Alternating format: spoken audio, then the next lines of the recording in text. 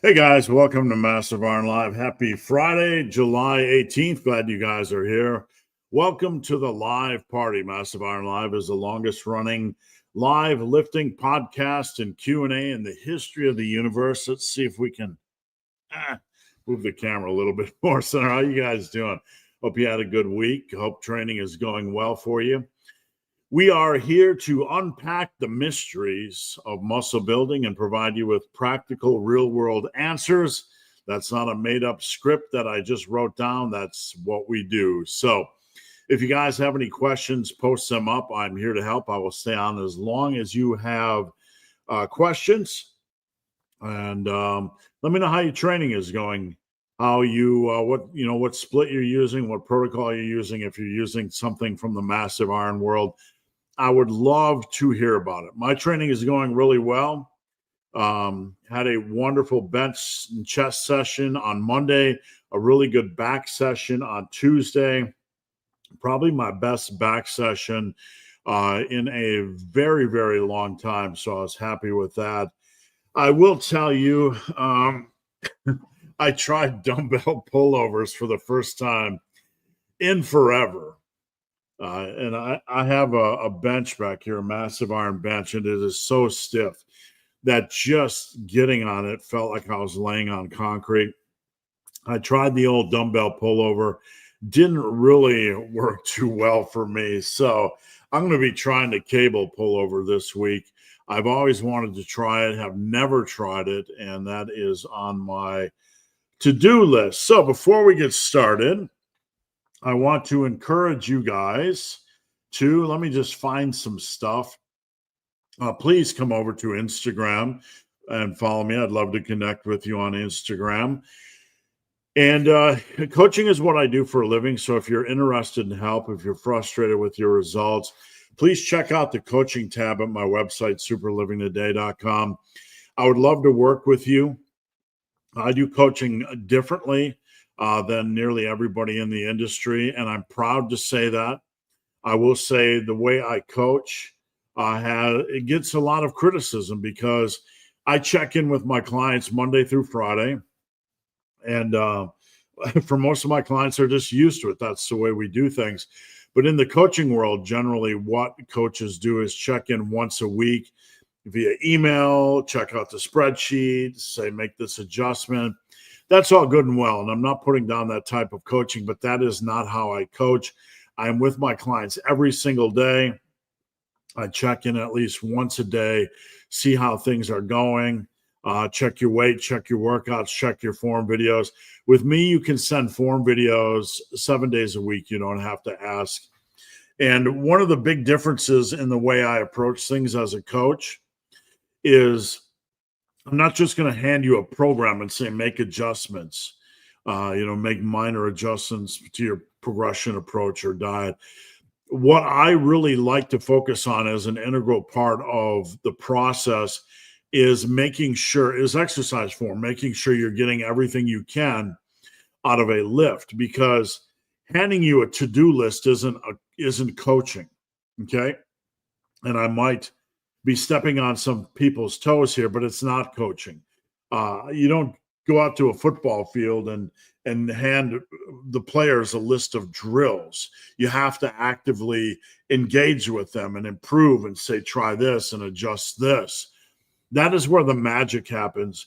And when it comes to exercise form, that is one of the things I take pride in, both on the free Discord, Team Massive, and with coaching. So if you're interested, I'd love to work with you. Check out the coaching tab. Let's get rolling. All right, enough with the commercials.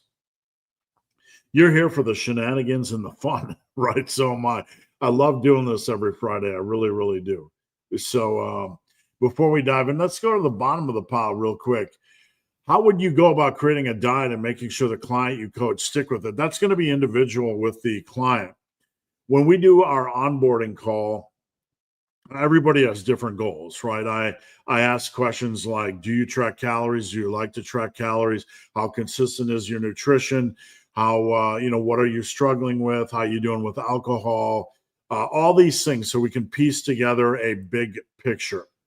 And from there, depending on the goals, we'll also ask, How do you feel with your body composition? Do you want to cut right now? Some people, when they start coaching, they want to cut. They want to use that initial motivation or that initial push to lose weight. And some people want to get on with the muscle building. So everybody's different.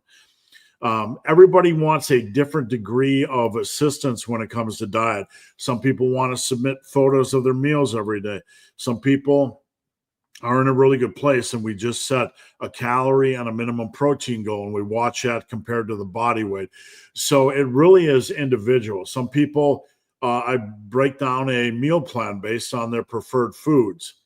Now, how do we stick with it? I check in every day. I mean, if you're not reporting your weight, that's the biggest issue. I want my clients to send their weight twice a week so we can keep an eye on what it is doing. If we don't have that minimum degree of commitment, there's not a lot I can do as a coach. So beyond that point, I'm just a babysitter. I'm just like, hey, could you please send your weight in? Hey, could you please send your weight in? Right? If somebody doesn't have the discipline enough to send their weight in, they're going to be hard to coach, but there's not much I can do about it. I'm going to meet them where they're at. I'm going to try to encourage them to send their weight. At the end of the day, I try to remind all of my clients that I'm on their side. It's not easy. I'm not there to shame them. I'm not there to put them down. It is not always an easy process. So I work with them. I am there with them on a daily basis. I ask them how their nutrition is going. I ask them if there's anything they feel they need to improve. And if I see inconsistencies, we just talk about it. Simple as that. All righty. Rico, good afternoon, Rico. We had some sinus issues, not science issues, sinus issues. How's training going? Work and life. Training is going good. I used the Savage method this week on chest. I used the Savage method on back. It's not something you have to use on everything, right? There's some exercises it doesn't work well with, but I enjoyed it. It was a lot of fun. It worked well. And doing the 2 little rest pause sets after on the final set is really a fun experience. It's really satisfying, I guess is the right word. When you've just put in that effort and you just push that last set for maximum safe reps, and then you get to rest and push again and rest and push again. Very satisfying. Hey, Steve and Team Massive, thanks for joining in. How do you get back to training posterior after recovering from overtraining? It depends on what you are experiencing, because overtraining is very vaporous. It could mean 100 different things. Did you overtrain your lower back? Did you pick up a lower back strain? Did you feel general physical or mental fatigue? So it really depends. But when you get back to training, you just get back to training. Obviously, you probably haven't taken a long period off. You've just taken a short period off. You get back in the gym and you go after it. You need to assess, what was I doing wrong? What led to a feeling of mental or physical burnout or abuse? Was it form? Was it frequency? Was it volume? And we make adjustments to those. But if it's been less than 10 days, you get right back on the horse. There's no other way. You get back to the weight, you get back after it. There's nothing else involved. If it's been more than 10 days, you drop weight 10% to make sure you're treating your connective tissue and everything appropriately.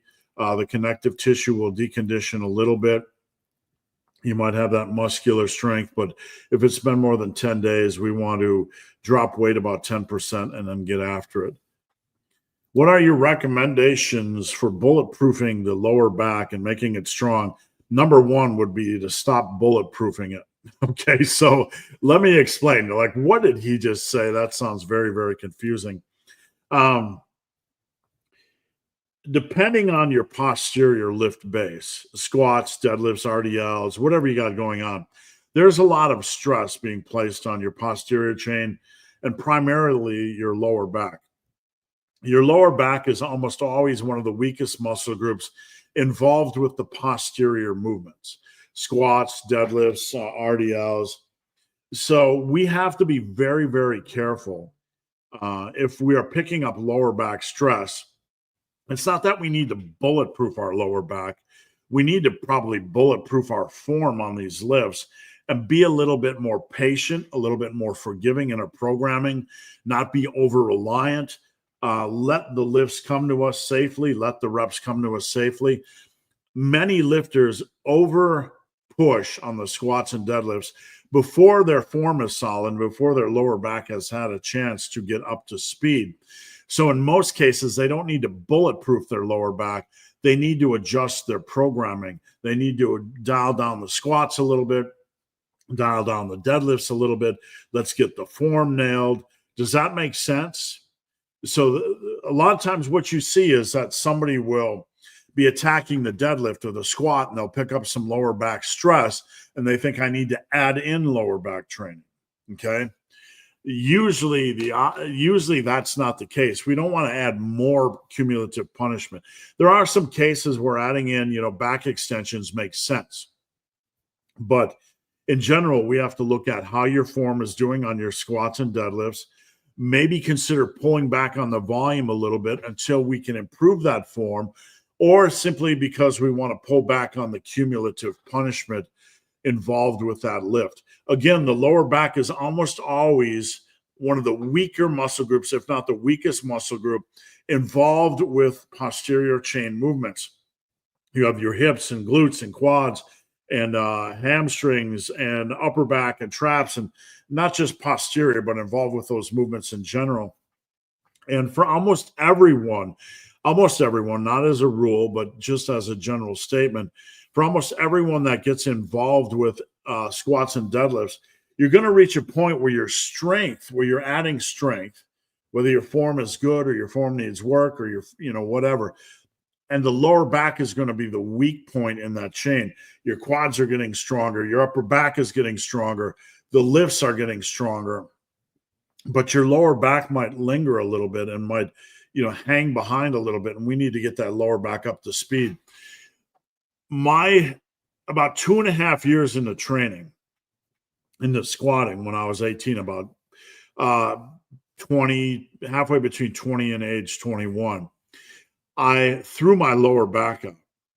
I was squatting 365 for 4 on my top set. I was ramping. I would do 275, 315, and 365. Back then I was using that approach. And my lower back, I threw out my lower back. And it was basically because I was getting so strong on the squat. My quads were really developing. My quads were getting strong. My lower back was a little bit of the weak link in the chain, and it needed some time to strengthen. So if you find you're picking up lower back stress, we need to slow down on the volume. We need to really work on form, and we need to be patient and just let the reps come to us. The squat and the deadlift and the RDL are like dancing with a bear, okay?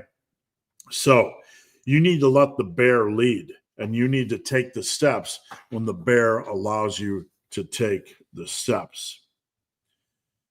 All right, Big Johnny Miles. Taking 4 scoops of protein powder a day to meet my goals. No, it's not too much if the bigger picture makes sense. What I mean by this is we need animal-based protein to provide the most substantial quality amount of our nutrients. All right, let me rephrase that because that sounds confusing and probably wasn't the best way to put it. Animal-based foods are nutrient dense. They're in general the most nutrient dense foods. So when it comes to protein intake, we got to think of it more than just protein intake. We have to consider the nutrient quality that comes with animal-based food. So a lot of times you will see these influencers on social media or YouTube celeries, talk about this, that, or the other thing when it comes to protein intake, or you can do with less protein intake, et cetera, et cetera. And it makes me a little bit nervous because they're looking at things from a pure macro standpoint and not a nutrient standpoint. This is a long journey. We need to take care of our bodies, folks. So we want balanced protein intake when it comes to animal-based foods. We want to have a decent amount of animal-based foods in our meal plan because it is nutrient dense. Let that echo like a fart in church. Animal-based foods are nutrient dense. That is why you want to be reliant on them first and foremost. And if you are, then everything's going to pretty much fall into place in the muscle building world as long as your calories are in place. When somebody gets on social media and pushes for a lower protein intake content, I get very nervous because I know we're encouraging more nutrient weak foods. Does this make sense? Now, obviously, it's a spectrum, and we're not going to get reactionary and create extremes and black and white scenarios where reducing your protein is going to make you nutrient deficient or anything like that. But we have to be smart about this. One of the things I've taught over the years is that there's more to protein intake and macro intake than just building muscle, right? There's balance, there's nutrients, there's just enjoyability. I mean, being able to enjoy your meal plan. Whenever you get these arbitrary knuckleheads that are like, let's reduce this, that, or the other macro, it's like, let's just keep our feet in the land of common sense. Big Richard, happy Friday, Savage Set Report. Any of you guys that missed the Savage video, please go back and check it out. I am working on a PDF, and I'm going to share that with you guys, if you don't mind. I'm going to share that with you guys just briefly, just to show you I have, if I get some time this weekend, I'm going to work on it. We're going to go Presento. We're going to go share screen. All right. So this is what I've been working on, and I did a video. I didn't do a video on this PDF, but I did a video on the protocol. I'm going to be adding a lot of things in here because moving forward, when I put out a new workout system, I want exercise choices, exercise swaps, how to bulk, how to warm up. I want everything in there so you're getting as much information as you can. So this is the Massage Savage, the building blocks of what I'm doing, putting together. I'm putting together as many splits as I can, body part splits, body part template, how to build your own, body part split with junk, upper posterior template, torso limbs template, torso limbs with deadlift for those of you that like to lift the dead, upper posterior full body, which is one of the newer workouts that I'm really enjoying giving to my clients, upper posterior full template, home gym body part split, upper posterior. We're going to be, that's for the home gym. I'm working on exercise selection, alternatives, top tier, solid tier, and others. So all that's going to be in here, and I'm working on that. I'm going to take my time and get it done right. So that is that. Remove from, all right. I feel like I'm getting additional reps at high quality in a short time. For compound exercise, I think it's great. For bench, it is really, really good. I mean, you can rack, you can take 10 deep breaths on rack again and knock out a few more reps, whatever. You just need to be safe. I wouldn't really recommend this for deadlifts because I have the 6 and 10 minute deadlift protocol, which I would recommend instead. And for squats, if you're going to do something like this for squats, you probably need more than 15 to 20 seconds. You probably need to rack the bar. At that point, all kinds of crazy things are going on in your head. You're out of breath. You don't know what planet you're on. You might have toothpasted a little bit, if you know what I'm saying. Squats are squats. They're going to be brutal. But you might need to take, upwards of 45 seconds or even a minute before you try to do a few more reps. So I just answered your question before I knew you were going to answer. No, I wouldn't do it for stiff leg deadlift or RDL or anything like that. I've done rest pause for RDLs. I think you have to be very meticulous with stiff legs and with RDLs. I do have a 6 and 10 minute deadlift protocol, rest pause, that many of my clients are familiar with. And you could potentially do your stiff leg deadlifts with that, but I would not do squats with the strict Savage protocol. I'd add in a little bit more rest.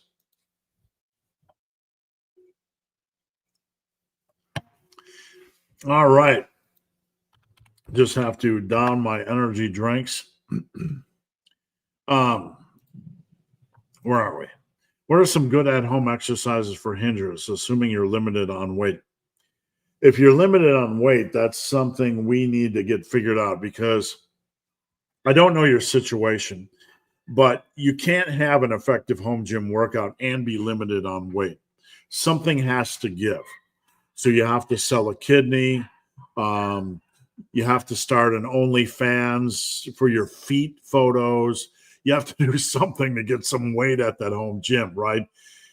So let's set that aside. Hinge exercises, you don't have to deadlift. You could do the dumbbell deadlift. You could do the single leg dumbbell deadlift with your feet against the wall.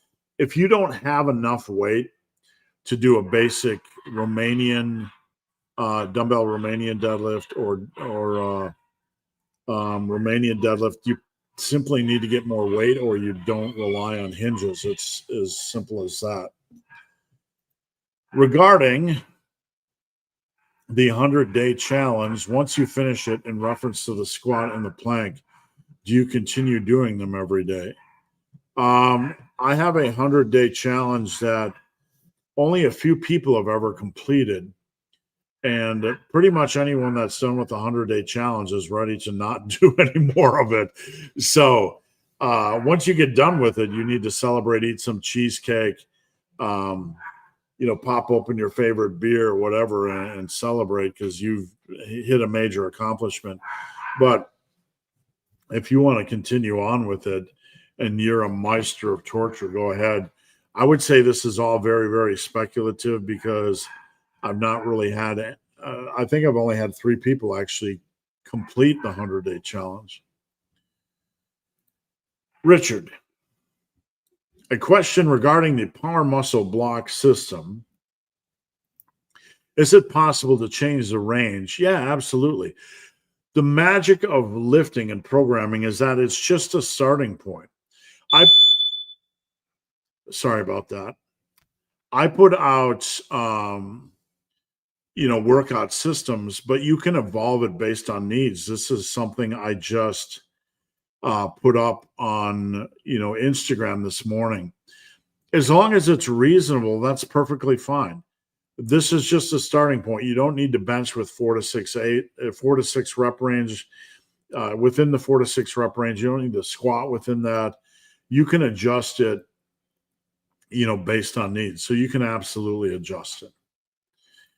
All right. Good morning, Big Ernie Peterson. Glad to have you here. Shelly, glad to have you here. Ayush, do I say that correctly? Happy Friday.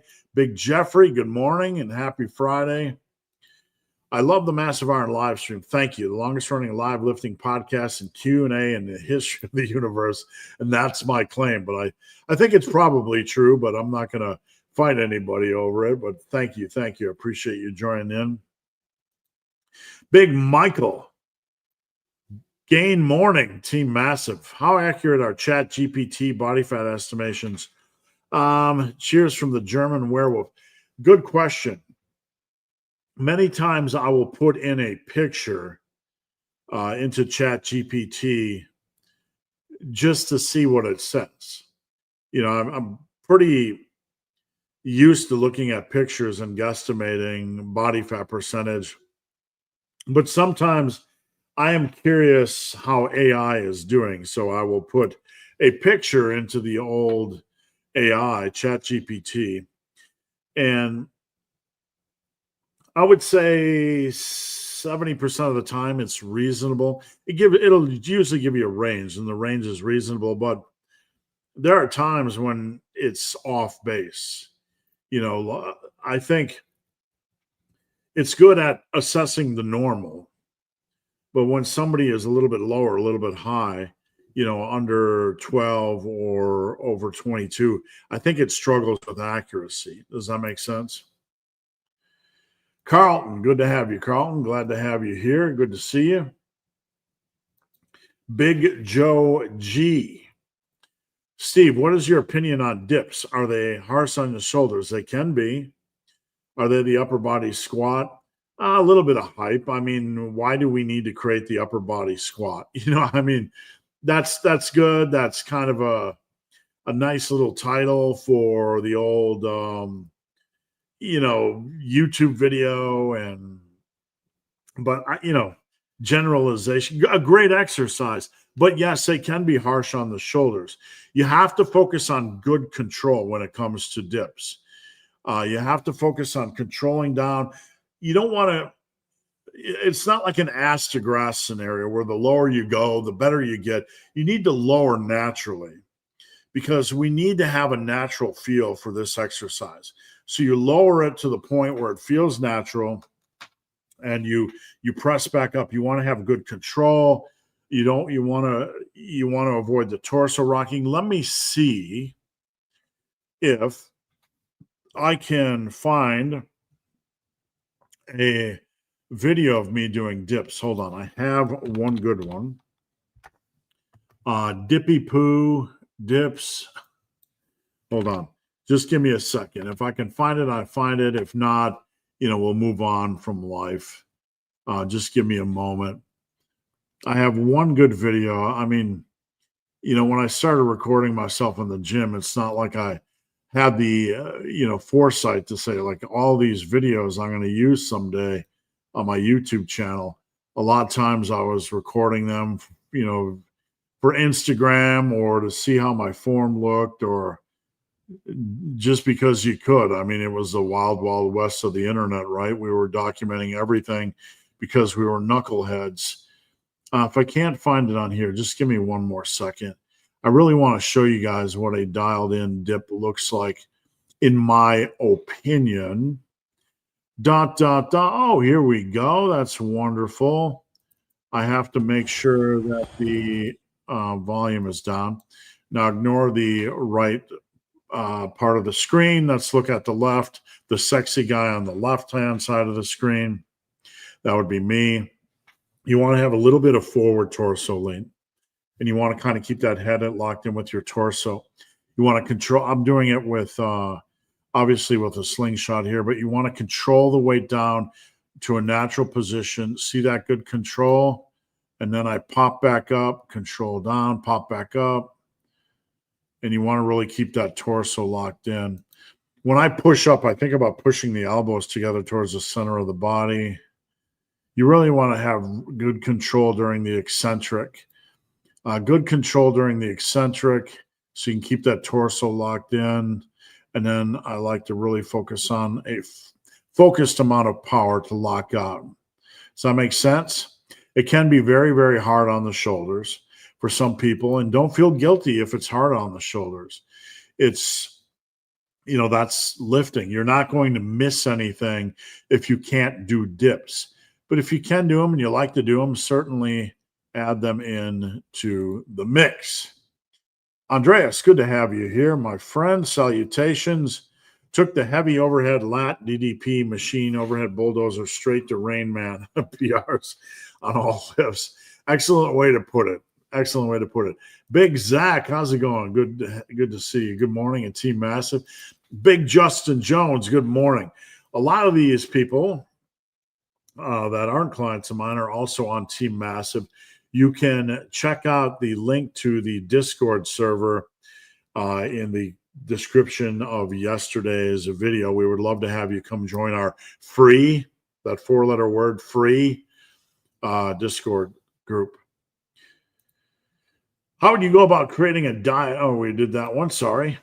Big Nolan, massive lifting story of the week. Nolan always makes me set a lifting story of the week PR. What do we want to talk about? I've never come prepared, Nolan. Like every week, Nolan throws this at me, and you think I'd be prepared for once.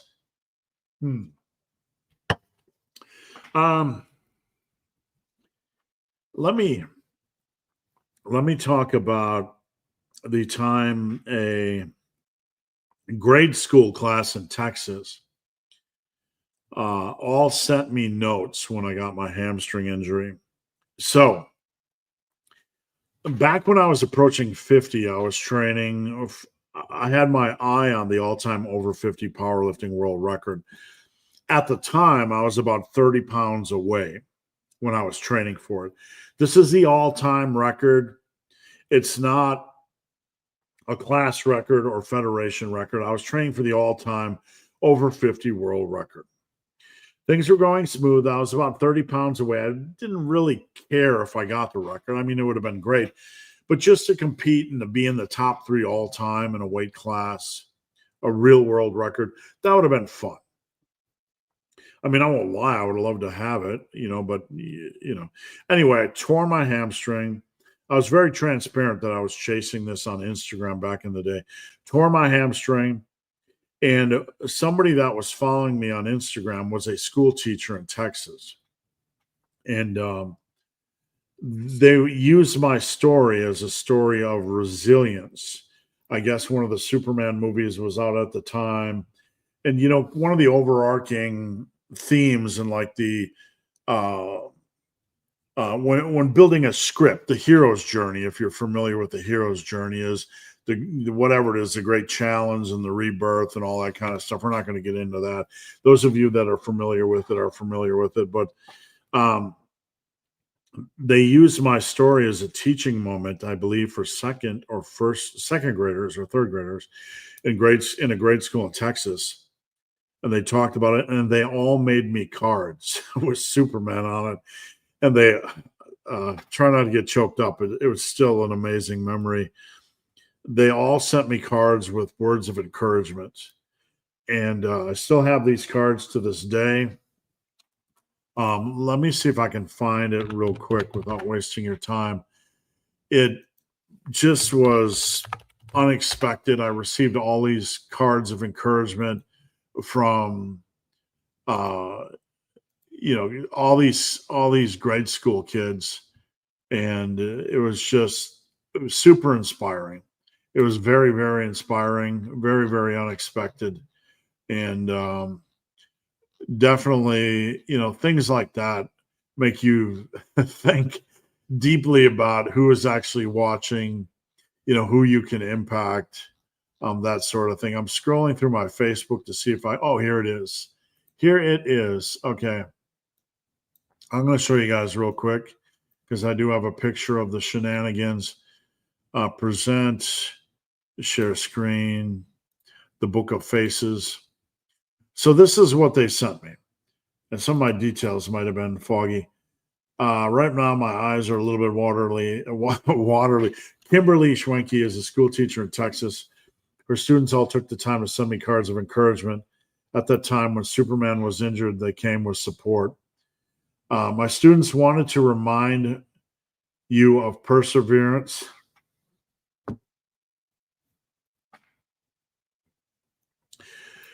My students wanted to remind you of perseverance and tenacity in case recent injuries have left you in the dip. The dip is a struggle you encounter on the way to accomplishing a goal. They have all experienced the dip and have had some words of encouragement to keep you gritty. Thank you for all you've done to keep me moving forward in this confusing journey.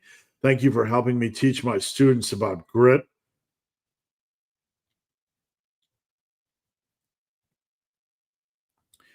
And a growth mindset. And this is it right here. Still chokes me up. This is what they sent me along with a long letter. And what can I say? Just an amazing, amazing memory. How do you determine when lift variety for a given muscle group is too much or too little? The first thing we need to do is analyze how many days a week we can train. Okay, so how many days a week can you train? Then we determine, you use about 15 to 18 hard training sets per day. From here, you take 2/3 of that volume and allocate it to the big 4 areas of focus: chest, back, shoulders, and quads. So you might have 3 exercises or 4 exercises. You might have four exercises of 2 sets, or 4 exercises of 3 sets, or 3 exercises of 4 sets, or whatever. However you want to lay it out. And from there, we ask ourselves, are there any other exercises we would like to work in? Right. So let's say you have bench in the mix, and you have machine chest press, and you have pec deck, and you only have time to train 3 days a week, but you want to work in dumbbell bench. So you can do bench and then alternate dumbbell bench and machine chest press every other week. Let's say you want to alternate the pec deck with cable crossovers. You can alternate that. The AB type of splits are completely optional, but can provide a lot of value. Okay. So, generally, when you get to the point where you're only doing 2 exercises per body part, we have to really, really do an assessment, right? I get questions occasionally. I had one this week on Instagram. Someone was doing an overhead press and a lateral, and they were repeating them. And I don't think, just using 2 exercises per week is the way to go when you can use 3. It's not that it's magical, but we want to use as many weapons as we can to devastate the targeted muscle group and area. I think there's never any downside. We're not trying to turn it into a black or white rule, but I really, really don't think there's any downside. Savage, bodybuilding program on the wish list for one fun 1 month summer break. John Parker, Big JP. Do sick days really count as rest days? A little bit of overthinking. And I mean that respectfully, but you're overthinking a little bit. You have to take off. You are resting the muscles. The muscles are not working. So it is a rest and recovery day for the muscles. They are still repairing, even though you're sick. So are they repairing efficiently? No. Are they still repairing effectively? Yes. By the time you are ready to go again, you're going to be recovered. So don't overthink it. Does it matter? No, it doesn't matter. Get well, get back in the gym, and however you label it, it doesn't matter at all. Does that make sense? For periods when you are not training, I always hear muscle memory is real and your gains will return. For the most part, yes. Does strength and muscle, strength for me comes back more quickly. So I took off a month to kind of let my elbow heal because it was really bothering me for a long time, months, 3-4 months. I couldn't even do cable tricep extensions, and I knew I needed to give it a break. So I wasn't training for a number of months. And coming back, my strength, after 6 weeks back, my strength is almost back to normal. It pretty much is. Muscle's a little bit more slow in my experience, but it does come back. I heard 5 inches of fat can make you more bulletproof. That's why Americans are harder to kill. Not in the long run. 5 inches of fat is definitely a good way to make you easier to die of a heart attack. Big Lee. I took an arm measurement today, and finally my arms are 15 inches. Wait a minute. I'm going to go back to this. Since you took a jab at America, we're going to do this good spirited. What are the fattest nations in the world? Top 20 and the top 10 fastest obese rates per country. Let's look at this because I know the answer. I do. So since we're jabbing at America, let's take a look at the information if you're ready for it. What are the fattest countries in the world? All right. If I could stop doing that, that would be good. Let me just shrink this down a little bit. Top 20 countries by obesity, BMI greater than 30. Number 1, Samoa, 70%. Number 2, Nauru, whatever number 3 is. That sounds like a made-up country. Cook Islands, Tonga, Samoa, French Polynesia, Bahamas, Micronesia. United States is 13th. I know a lot of the Middle Eastern countries are up there. Egypt, Saudi Arabia, that sort of thing. So, hey, what's up, United States at 41%? Hey, what's up, Egypt at 43%? How do we get above them when their rate is higher? What's going on, Saudi Arabia? Right. So, top 10 countries is the fastest rate increase in obesity. Those that are going to lap America. Bahrain, Egypt, how do you pronounce it? Qatar, Saudi Arabia, a lot of the Middle Eastern countries. The Samoan countries are, they all look like bigger boned, more sturdier people. So I don't really put much credence into that. Countries like India and China have relatively low obesity, but very sharp percentage point increases over the last 30 years. The top 10 fastest rising. Boom, boom, boom, boom, boom, boom, boom. What's up, Middle East? So there you have it. No hate, just a little fair banter. Big Lee. I took my arm measurements today, and finally my arms are 15 inches. If I get to 16 before the year, that would be a big increase before the year ends. I am not trying to dissuade you or be negative, but man, I mean, most people never get an inch in half a year. It's very, very unlikely. If my clients get an inch in a year, it's really good progress. So just keep that in mind. All right. Do got that. Where are we? I also noticed when I back squat, my technique is better without a lifting belt.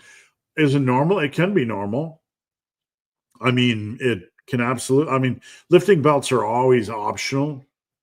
It's highly lifter specific. For some people, it feels better. For some people, it makes it more challenging. I don't like the distraction of a lifting belt in general, so it certainly could. Ernie said, great analogy when it came to squats and deadlifts and dancing with a bear. Jay, morning, Vatos. What's going on, Jay? Fat leg. Do you generally program the same way for women and men? There's some nuance difference. Women tend to be, some women are stronger in the lower body than they are in the upper body. The upper body can be more of a challenge. Women tend to have slightly different goals, so it depends on the woman. I'm not going to have women generally do military press or deadlifts or even barbell squats. We're not going to put them on starting strength, if you know what I mean. Generally, more of the women that come to me, and this is a generalization because I have plenty of women that deadlift and squat, but a higher percentage, and I think this is a reasonable statement, a higher percentage of men tend to squat and deadlift. Women tend to, we tend to be more machine and dumbbell with some barbell exercises peppered in. And we tend to be a little bit more glute focused. Women tend to want to work on certain areas more than men. Rep range wise, women can have more endurance. So if you doubt me, try to have a plank competition with a random woman in your life, in your gym, in your office, just anybody, even if they're deconditioned or untrained, try to plank against a woman, even an untrained woman. They're likely going to kick your butt. Women tend to be better at endurance. So sometimes, I used to give my wife a 5x10 on squats, and like 10 minutes later, she'd be like, "I'm done." I'm like, "What? How did you survive that?" So sometimes she would do a 10x10 on squat and 10x10 on dumbbell bench. Women can be better at endurance, so we're not going to go extreme and encourage overuse injuries. But yeah, there can be some differences in programming. Gabriel from the X, what's an underrated mindset to enter the gym with? That's a very, very good question. One of the things I've taught over the years is forget your feelings. How do I feel today entering the gym? I'm tired, I'm unmotivated, whatever. No indication of how you're going to perform or the value you are going to get out of that gym effort. So, an underrated mindset when you enter the gym is forget your feelings. Your brain is going to be sitting there going, I have feelings and I feel tired and I feel this and I feel that. I don't care about your feelings, and you should not care about your feelings either.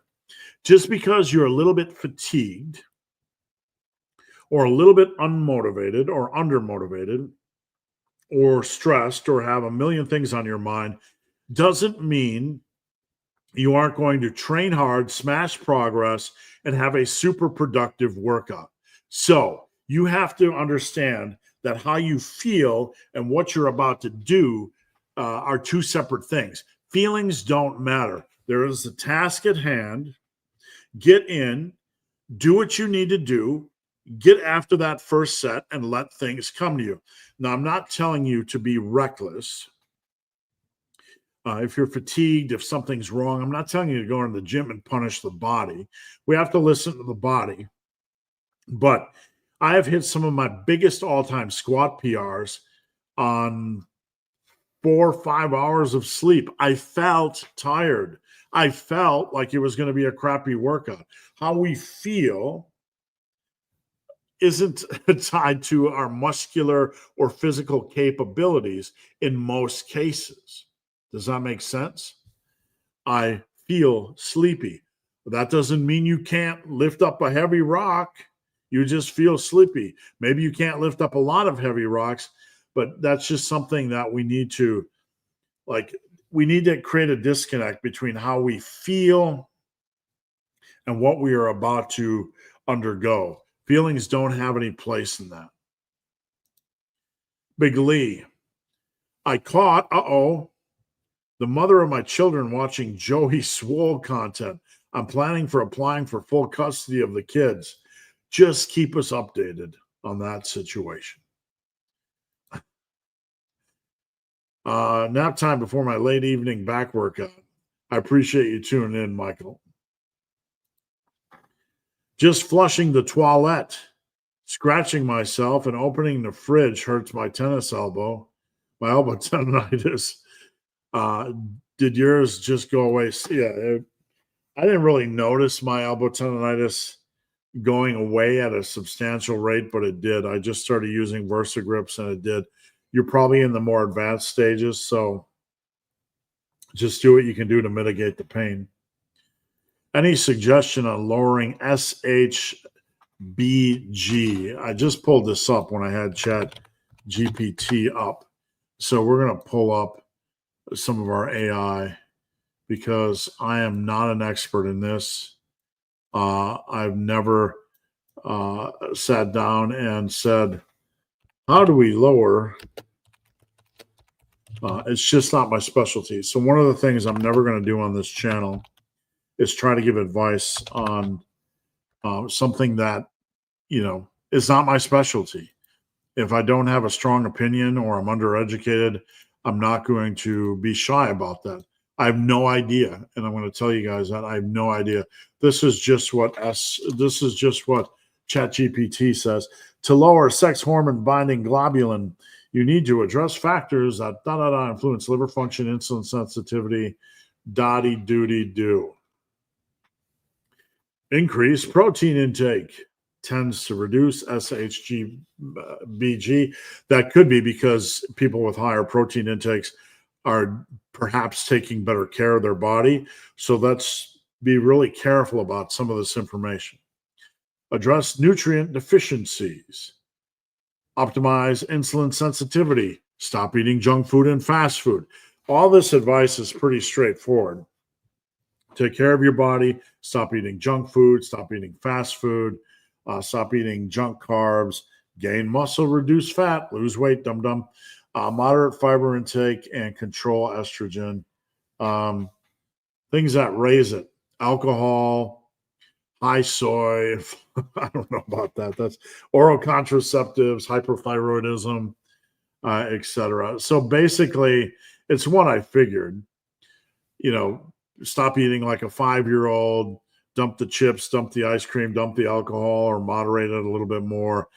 Um, and, work out the kinks in your diet, et cetera, et cetera. And see a hormone specialist that knows a lot more than me. Arcilium. Did I say that right? I tried.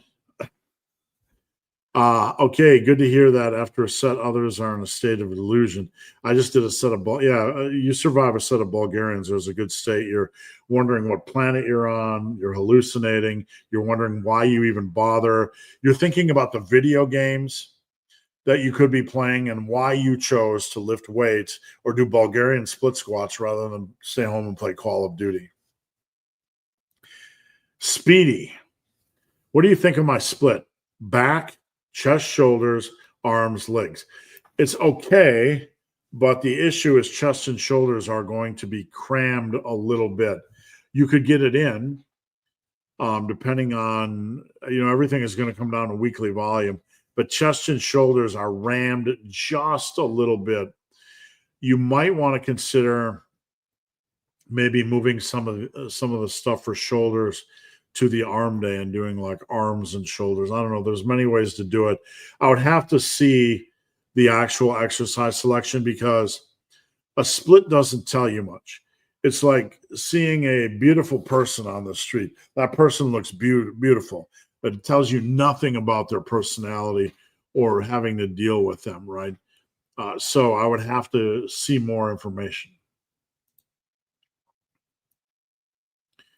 Idea to organize vacation in the training regimen of the year, bumping up the volume the week before. Yeah, you don't need to change anything like that. There's no value in bumping up the volume the week before vacation. Vacations are just part of the process. The key thing to remember is that it's a long-term process. There's no value in making micro changes the week before. Some of my clients like to take a 2-week or 3-week cut before vacation so they can, knock off 5-7 pounds and not feel as bad when they come back. And that's fairly reasonable if it works for you, depending on what you're going to do on vacation. You will find most people tend to move more on vacation than they expect. I've been on the grind trying to get one leg Nordic since I managed to do 7 reps with Nordics. And as dumb as it sounds, it seems like what is struggling. No, it doesn't sound dumb at all. That is basically uncharted territory. When you are in uncharted territory with lifts, you can see a lot of weird things happen. There's a lot of extreme bracing going on. So you just, I wouldn't consider it unusual at all or weird at all. What would you do if in my shoes? Just be patient. You're doing something that's in uncharted territory. It's a wonderful accomplishment. I would just simply be patient. And, if you're getting calf issues during a set, like deep in a set, you might want to do fewer reps per set and a few more sets.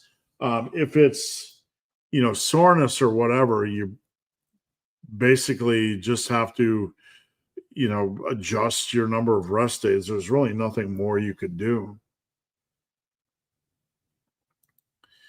Big Lee. The second to last time I did RDLs, I got one rep, 165, 125 gave me 8. Last time you're going to have a lot of variance in the RDL, and in any deadlift type of lift, there's going to be a lot of variance. One of the things I think research shows us is that there's approximately a 10% variance in deadlift exercises. The deadlift specifically, primarily due to the central nervous system. The central nervous system is going to try to protect that lower back and your spine. So if you are under recovered, even in a way that you don't expect, there's a good chance you're going to have a variance in performance. I got elbow tendonitis from doing this. I don't see any of this, so I apologize. Any tips on hack squat techniques? I tried them on Wednesday, and I'm convinced the machine lied to me about muscular failure. Every hack squat is going to feel different. And I know that can be a captain obvious statement, but every hack squat can feel different. So you really have to adjust based on the machine. You have to be, take some time, get to know the machine. One thing I've learned about leg training is that when you think you're done, typically you can probably get a few more reps. Is it safe to attempt those reps? Not always, but I will say on leg training more than anything, when I think I'm done, many times I could probably get a few more reps gun to head.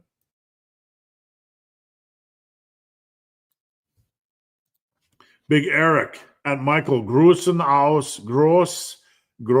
aus Mecklenburg, Vaporman. Greetings from Mecklenburg, Vaporman. James Mason. Hey, Steve. What do you think about this rep scheme for compounds? And I know it's in here somewhere. What do you think about this rep scheme for my heavy compound? 125 by 4, I'm just trying to unpack this a little bit. 225 by 4, 205 by 6, 185 by 8, 225 by 5, 7, 9. I mean, on paper, it's fine. On paper, you have a structure. It's not going to work that way, though. I mean, it's going to break down really, really quickly. You're trying to do a form of linear progression where you're going to try to add a rep, every workout. It's not going to work.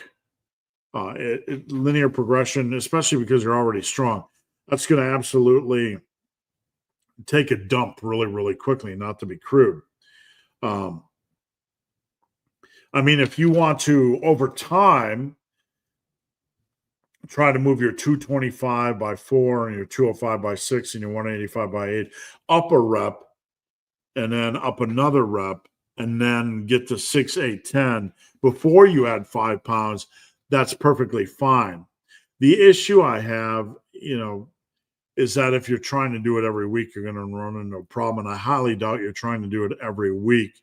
So if you're trying to set that goal, it's going to work in inherently a form of micro periodization because some of the sets are going to be a little bit easier than others on any given day. So yeah, it's perfectly fine as long as you're not trying to perform that from a linear periodization standpoint. Does that make sense? Do you think a lot of these athletic and functional movements are useless for general public? I don't know. I don't have any issues with club bells and whatever.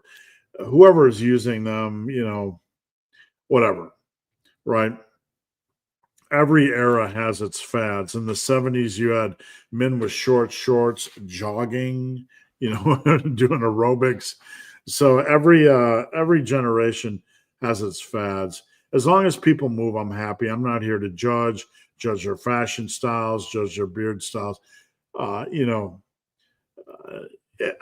just here to help people achieve their goals. So we know that getting in resistance training is the foundation of solid health. We know that eating healthy is a foundation. We know that getting in a reasonable number of steps, anything that encourages that, I'm all for.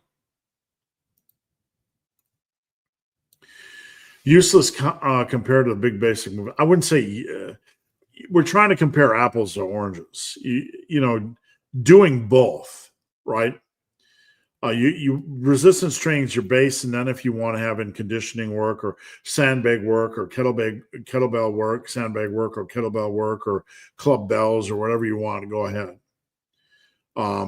If somebody's just using something as a fad, we generally know where that's going to end, correct? As for dips, I've noticed that if I go too deep, my shoulders start to string, but usually them in my builds desired ROM, I can do Yeah, I mean, with dips, we have to avoid arbitrarily trying to go insanely deep at the expense of shoulder health. It's not a competition who can go the deepest. It's a competition of who can progress, keeping the movement natural and not beating up the body. Big J Nelson, good to have you here. I appreciate you joining in. Have you ever been to Metroflex in Arlington? No, I have not. I have only trained in a Planet Fitness in Texas. That's the only place in Texas I've actually trained. Big Jimmy, happy Friday. Based on your experience with distance running, how much does the heat impact? A lot. Number one, if I'm distance running, I don't want to be running in the direct heat because that is really, really harsh. What you're typically going to do is you're going to blast out a lot of sweat and lose a lot of sodium. So you really need to keep up on that sodium. It's harder. The body has to figure out how it's going to use blood. When you're running, it's going to want to use the blood for the muscle performance, right? Muscular performance, obviously. If you're doing endurance work, then you're probably going to have to eat something. And with the body using blood for the muscles rather than the stomach, it can make digestion an issue. That's why a lot of endurance athletes get sick. So if you're doing endurance work, you have to rest. You have to have periods where you sit down, cool down just for a minute, get in a fan, put ice on your back, something. Let your heart rate slow. Let the blood go to your stomach for a little bit to digest the sodium in the water. Does that make sense? It's very much strategic, and I learned that the hard way.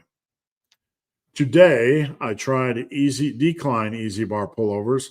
I heard once the pullover was the fourth big lift back in the 50s. Is that, well, I wouldn't say it's not. I think in the 50s, they didn't have as much equipment available to them. So they would do what they could do. And obviously, that was a very popular lift in the 50s. So I think it can be a solid lift. Not everybody's going to get a lot of value out of it, but absolutely worthy of consideration.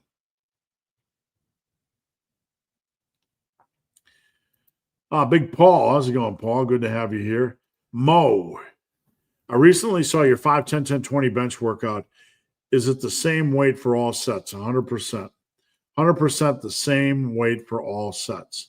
And then when you get to 20 reps, you add a small amount of weight. Big Barbell Bryce. Morning, everyone. Random post here. My son woke up and came into the room this morning. His first words were, "Can you thank your big guy group for helping me when I was in the hospital?" I didn't expect that, but that is wonderful. Bryce is a member of Team Massive, and his son was in the hospital. And we're not going to go into all the gory details. Bryce can share what he wants, but thank you, Bryce. That's made my day. Thank you. These are the sorts of things that make it all worthwhile in a life of chaos. So random, but he recognizes your support from last fall. I believe we put together a GoFundMe to help out, and everybody was very supportive. I want to thank everybody that supported Bryce and his son. And I hope you heard that message because that's for you. Steve, I'm planning to start next week with lower torso, arms, and shoulders, 6-day split. Do you think doing chest pressing and shoulder pressing plus triceps to neck? So we have lower. We're doing the old liggies. And then we're doing torso, which is going to be, for torso is without the limbs. It's your chest, it's your shoulders, it's your back. And then arms, and then shoulders. So do you think doing chest pressing and shoulder pressing, I don't know if I'm missing the question specifically. Doing chest pressing and shoulder pressing on the same day is perfectly fine. A lot of my clients do it. I've done it for many, many years. It might take some acclimation. You just might have to get acclimated to it, but it's perfectly fine. I command you to grow, CT Fletcher. I command you to grow and not eat nothing. I think CT Fletcher pushes vegan protein powder. I don't have anything against veganism, but I never have liked plant-based protein powder. Paul felt headed into the gym, then hit a 315 on deadlift for the first time. Wonderful. That's exactly what I'm talking about. How you feel is a lie. When it comes to mindset, if you have a good program, specific goals, like today I need to hit 9 reps on bench, I usually do better. Some people don't. I think most people do. And I think it's a good thing to have at least a couple of things in mind when you head into the gym. Beating the logbook or having an eye on what you did previously. That speaks to me that you have passion, that you have focus, that you have drive. So I think it's a good thing. Fooster von Foosterkoon. Hey, Steve, I'm planning to start next. Oh, we did that already. Sorry. What do I do to improve my grip strength? I do have a video on here, and I want to just give me a second. I'm going to go over it, but I just want to refer everybody to the video. And let me make sure I mute YouTube channel, doodly-doo, grip. I'm going to pull it up. Hold on. Bop, bop, bop. Where is it? So I know I got a grip training for deadlifters, how to build grip strength. If you go to the main page of my YouTube channel and search grip, you're going to get grip training for deadlifters, how to build grip strength on deadlift day. And let's see, deadlifts and weaker. Let's check out grip strength for deadlifters. Let me see if this is the right one. Hold on a minute. I'm just pulling this up. I can't have any of the volume on here because it angers the old tube of you if I use anything. All right. So I think I have it. Present, share screen. I think this might be it. Grip. How do I improve my grip strength? Grip training for deadlifters. Let me remove that. Grip training for deadlifters. And I think I talk about crush grip, pinch grip, and your ability to do static hold. So this video will get into it.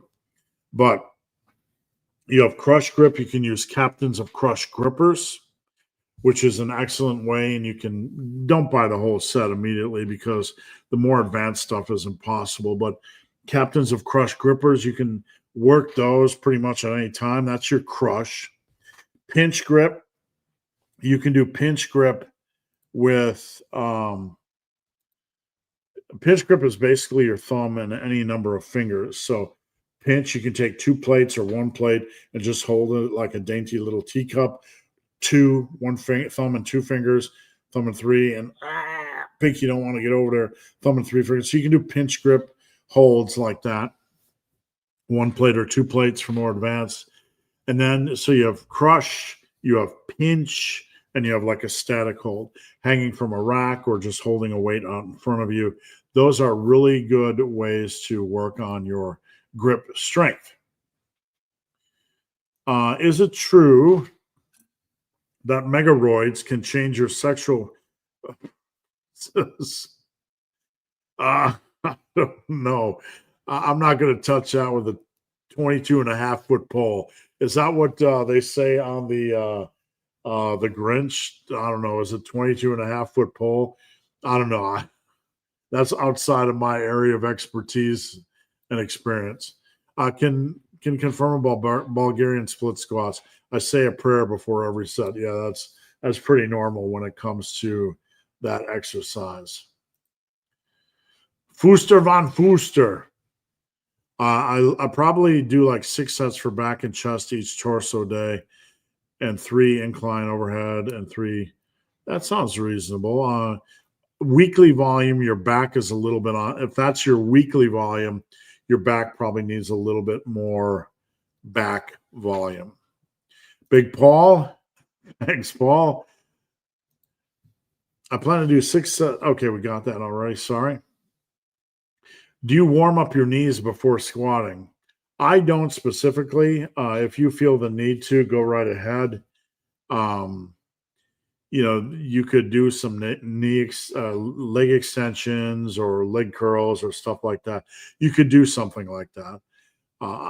I don't. It's nothing I have ever looked into, like what knee protocol is best for warming up your knees prior to squatting.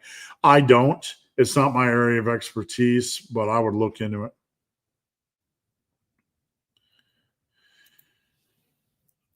And not giving me issues, but I always do Nordics over squats over reverse hyper, and I feel the fatigue and burn on squats. That's fine. You're just building up your conditioning, so I wouldn't worry about that too much. Paul Von New Mexico. Ramping deadlifts and squats have been awesome for recovery, yet building superior strength. Top set is lighter weight because of pre-fatigue. I'm glad you feel that way. One of the people often ask me, like, why do you put out so many different protocols, workouts, progression opportunities, et cetera, et cetera. And it's so you find something you can connect with. And this is, a great example of it.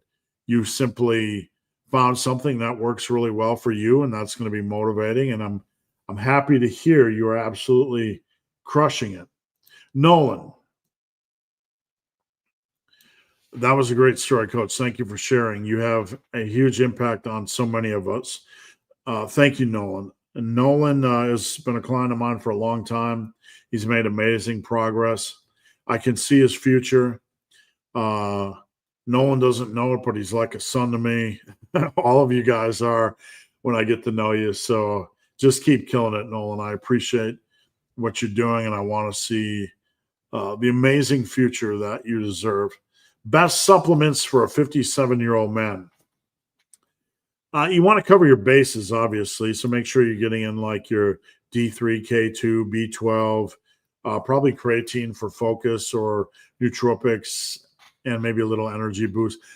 We don't need to go crazy, but that's a good place to start. And then beyond that, it's really going to come down to just nailing your nutrition, but I think that's a good base. Ryan, first time here.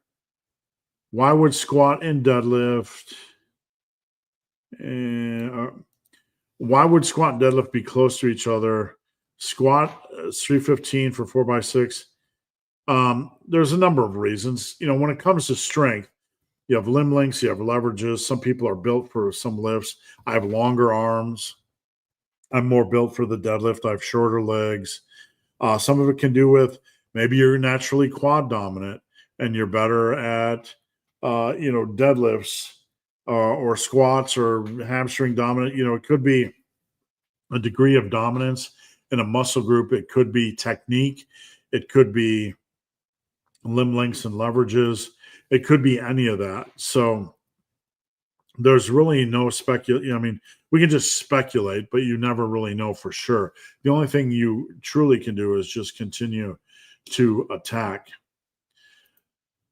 My gym owner says leg curls are enough for him. One exercise. What are we trying to accomplish? Are you trying to become the best bodybuilder in the world, or are you trying to put together a reasonable physique? a reasonable physique, you probably don't need more than leg curls. If you're more obsessed with balance, you probably do need more for leg curls. So, yeah, I would. It all comes down to goals. I mean, for the average individual that wants to build a big, juicy upper body and have reasonable leg size, do you need to do more than leg curls? Not really. Patty, thanks. You bet. Brips, do you still do form checks? Absolutely. Every single day. Over on Team Massive Discord, I have form check section every morning. The first thing I do when I get up is I check form. So, yeah, you can send me form checks, benthebarman@gmail.com. Send me form checks via Instagram. I DM. I check everything all the time. Or better yet, just join Team Massive, please. It's free. What are you waiting for?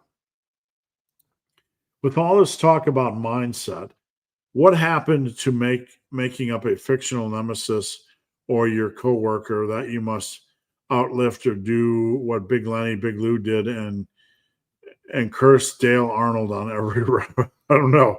It's a good question.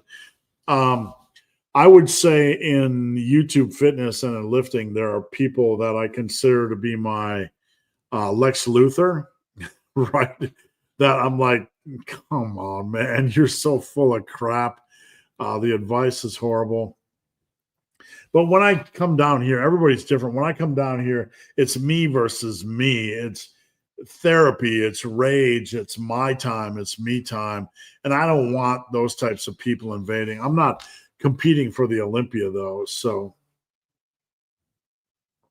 Big Hairy Ugly Dude, happy Friday. Thank you. I hope you have a good weekend. Brad and Aussie here living in Vietnam. Is it useful? By the way, my wife is Australian, for those of you that don't know. And I have a lot of quality clients in Australia. Is it useful to try and raise your insulin levels before? No. Don't worry about this. It's not going to impact anything at all. It's just like a dog chasing its tail around the yard. It provides no value other than a distraction. Absolutely not. Hey, Steve, how can one bulk up without getting a belly? Use my massive bulking system. 100% use the massive bulking system. It's what I teach. You can go over to the main page on here and, search bulk. It's what I teach over and over and over again. And we don't get fat bulking in the massive iron world. We do not get fat. I think I got it here. I'm going to bring up the PDF. You can go over to my website, superlivingtoday.com. And you don't have to buy this. You don't. Just go to my main page of my YouTube channel and search bulking. There's a world of information that I talk about over and over again for free. If you want all the nuts and bolts, come over here to superlivingtoday.com, search bulking, okay? And this is the Massive Iron Bulking book. And I'm going to remove the comment just for a second so you can see it. Massive Bulking. This is a PDF. And the 3 paths of bulking. Overweight, you're starting overweight, you want to hold weight or you want to gain weight. So we address the different, you have 50 pounds to lose. How should you bulk? Let's say you're overweight. 30 to 50 pounds to lose. I walk through every scenario, 10 to 30 pounds to lose. They want to hold weight. You want to hold weight, but you want to build muscle. Well, how to bulk. I want to gain weight, skinny guys, how to bulk, cutting diet calories. Everything is in here. Even how to determine portion sizes, how to adjust your bulking rate, a lazy guide to calories. Everything is in here. Charts, bells, whistles, BMI, bonus materials, all kinds of stuff. We're up to page 46. And I get into a lot of interesting stuff here. Modified fasting for the big eaters, modified fasting lifestyle, um, FAQ. What if I hate fruits and veggies? You're an adult. Go find fruits and veggies you like. It's all in here. Natural lean mass potential, how to know how close you are to your natural bodybuilding potential. All this stuff is in here in this bulking book. It is a wealth of information, and it's 63 stinking pages. You can get a lot of that information for free on my channel, but you can go over to my website, superlivingtoday.com. The bulking book is awesome. It's a really good source of information. It's going to help you bulk without getting fat. Thoughts on neck training. I've been training them for about 3 months. Anything you do is going to be a long-term process. Okay. So the biggest thing that's going to help you build your neck is just getting bigger from head to toe. Your neck by default is going to get bigger. I know that sounds controversial to some, but every experience. Yo, how's it going? I'm stuck at the Nissan dealership for a recall. My knees have been recently bothering me since I started karate. Should I go back to doing deep squats? I'm not sure that's going to be the solution. As far as karate, I don't know. I really, really don't. So, as far as that goes, I'm skeptical that that's going to be the solution for the knee issues. I think it's just more of an impact of what you're doing. So I told your Michael Hearn story to a friend. He was shocked to learn Michael Hearn is actually a real human being and not AI. He does kind of look AI a little bit, doesn't he? He really, really does. So it's kind of funny.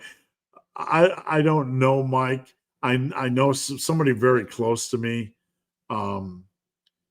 Someone I consider, like my third daughter, dates a top strongman competitor, one that you would know, that is friends with Mike. So I have a little bit of insider feedback on Mike. All right. Okay. I hope I'm clear this time. Back plus chest times 6 one day. The next day, incline overhead press twice a week. Yeah, twice a week. That sounds reasonable as long as you're recovering. You bet, Ryan. Thank you for tuning in. I was not expecting that answer in that case. Why is everybody obsessed? It comes down to goals. I mean, intermediate lifter was asking about hamstrings, and the best advice is, the honest advice is that everybody's different, right?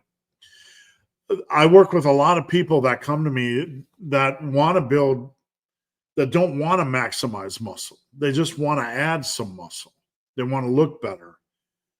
So for those types of people, they don't need, some of them don't want to do a lot of leg work, but they want to do some leg work.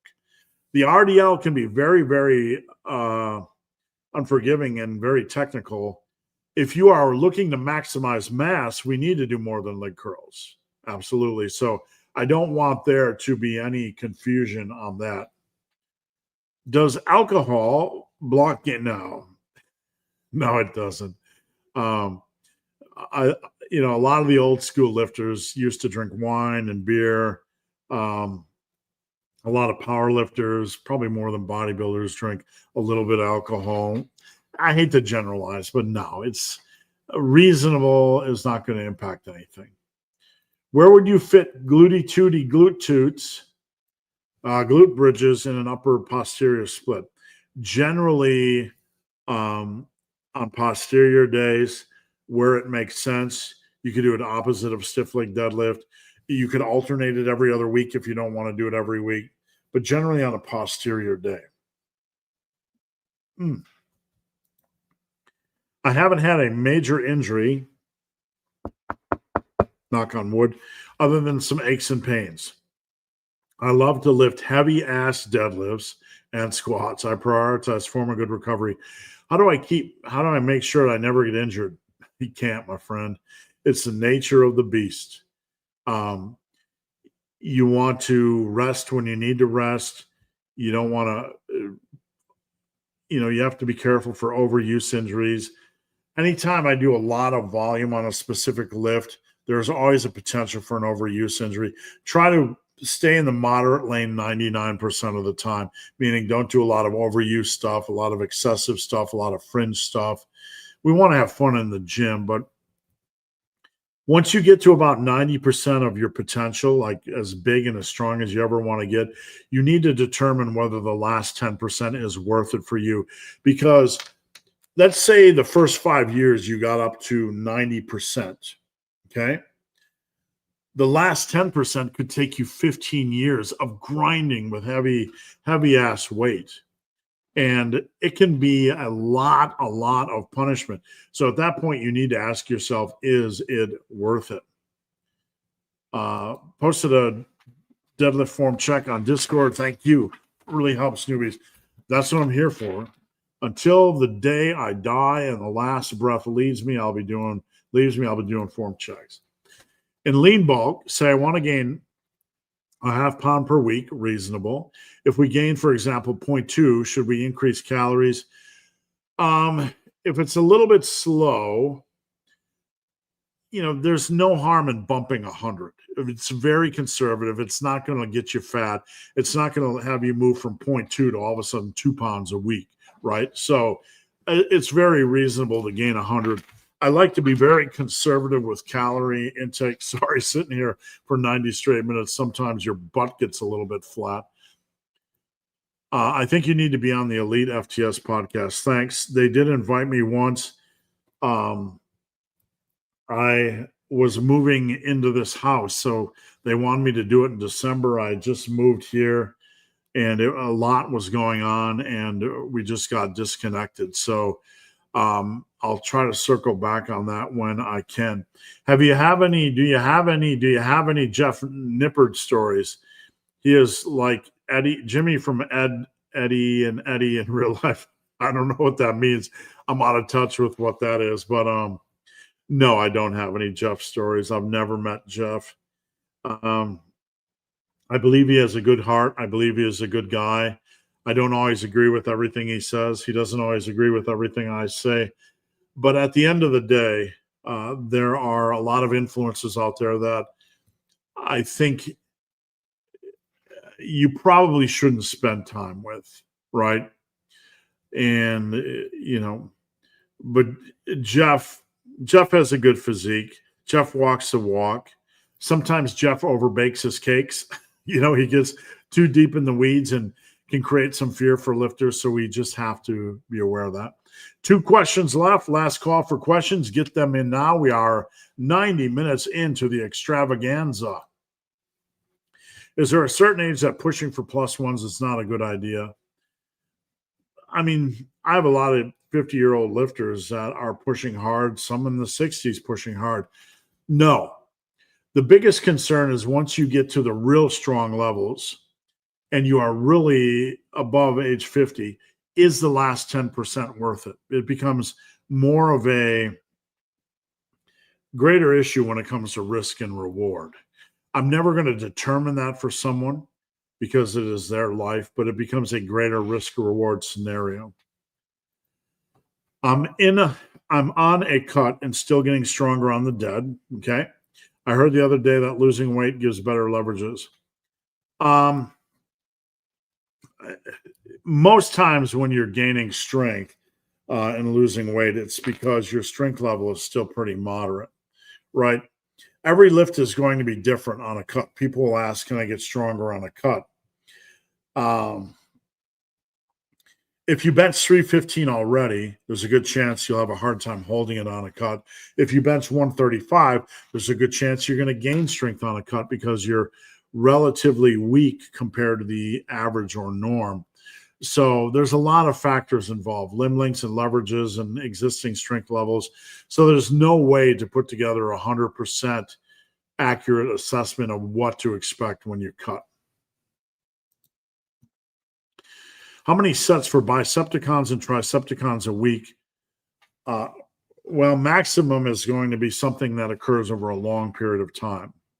So I always want to frame maximum or optimal as a long period of time. Starting at 6 for each, if you're training 4 days a week, is a reasonable starting point. And then you can add in more volume if you have additional time to work out, say a 5th day per week. Do you know Bill Goldberg? I don't know. No, I don't. I mean, I wish I did. I don't know Bill. I don't know any pro wrestlers. So no, that is beyond me. When training strictly for hypertrophy, how much alcohol is acceptable? Well, I mean, if you're training for hypertrophy and you're bulking, there's room for a little bit of alcohol as long as your weight is staying where it needs to stay. If it's pushing your body weight up too rapidly as far as weight gain during a bulk, you're in trouble. So, you know, just keep an eye on things. Spy Graphics. Steve, thank you for always responding to my queries. I appreciate your efforts and dedication towards work. Thank you. All right, guys, that is it. 92 minutes in, 45 seconds. I'm going to stay on just for a second. While we are waiting for last calls, please head over to superlivingtoday.com. Check out the coaching tab. I want to work with you. And the cost is not inordinate. It is reasonable. I have massive collection. Go over here and search massive collection, a huge collection of my workouts. Go over here and search bulking, the massive bulking book. You can get the custom workouts for $39, my most popular service outside of coaching. Just go over here and search custom. You can get apparel. The best lifting t-shirts on my website are right there. So please check that out. Hey, Lee, I'm glad to have you here. And can you believe Kevin Nash voted for I don't know anything about that. Thank you guys for tuning in. Come back next Friday. Smash some iron. Have a good weekend. And we're out of here. It's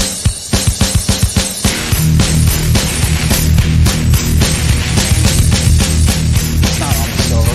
It's not almost over. You're not almost there. You're not almost there. You're not almost there.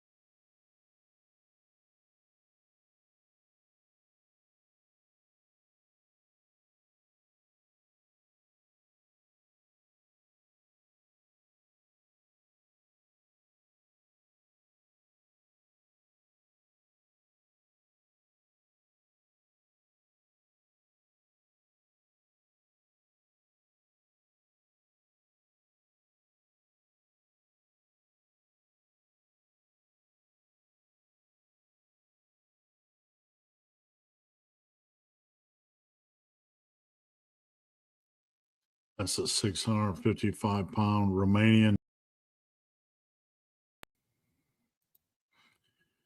I did this at a YMCA just randomly. The bar was bending like a noodle. Right there, you can see the plate. I don't know, maybe a couple inches off the ground.